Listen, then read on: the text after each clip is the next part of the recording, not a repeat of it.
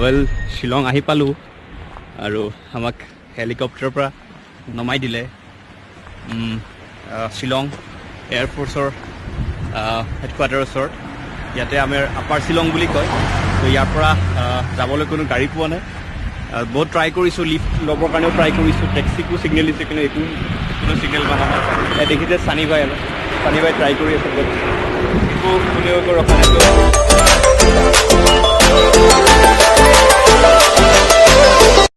শেষত